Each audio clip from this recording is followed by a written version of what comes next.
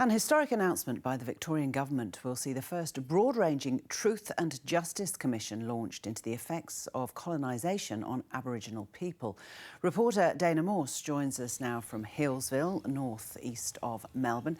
Dana, afternoon to you. So what exactly is the purpose of this inquiry? Good afternoon. Well, I'm joining you from Coranderrk, which is a very significant site for the Victorian Aboriginal people, for the announcement of the Yurruk Independent Inquiry. Now, this inquiry is a truth-telling exercise, the first of its kind here in Australia. And it's going to take around 3 years, and during that time, public hearings will be held into the contemporary and historical impacts of colonisation on Victoria's Aboriginal community and how that's still being felt today. Now, there's currently a selection process ongoing for the 5 commissioners that will head up this commission. We understand they're all to be, or the majority of them are to be Aboriginal, with one to be from a law background and one to be an elder in the community. Now, the state government have acknowledged that this inquiry process has been long overdue, and here's what Deputy Premier James Merlino had to say on that.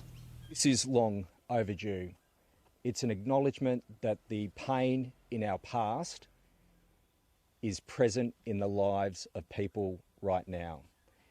It's a recognition that without truth, without justice, you can't have a treaty. You can't take that incredibly powerful step forward until we go through this process of truth and justice. So, Dana, what is it exactly that the government and First Nations people are hoping will come from this process? Well, this process has been pushed along by the democratically elected First Peoples Assembly here in Victoria, and they're hoping it's going to be the first step towards treaty or treaties here in the state. Now, similar processes for truth-telling have been run in around 30 different countries, including New Zealand and Canada. However, the process here is likely to be quite different. Now, we're still waiting on the exact terms of reference for this inquiry. However, we do know that they are planning to tailor this process to the Victorian Aboriginal community experience.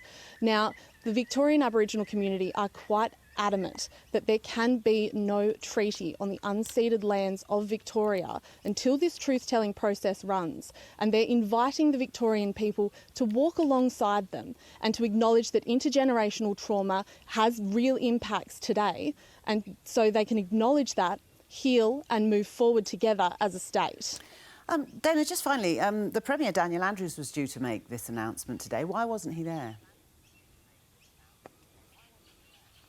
Yes, so the Premier, we understand, had an accident while getting ready for work this morning and had to go to hospital for some precautionary x-rays. Now, the Deputy Premier, James Merlino, stepped up to make this announcement, and he assured us that it was only a trip to hospital that could have kept the Premier himself away from making this announcement today.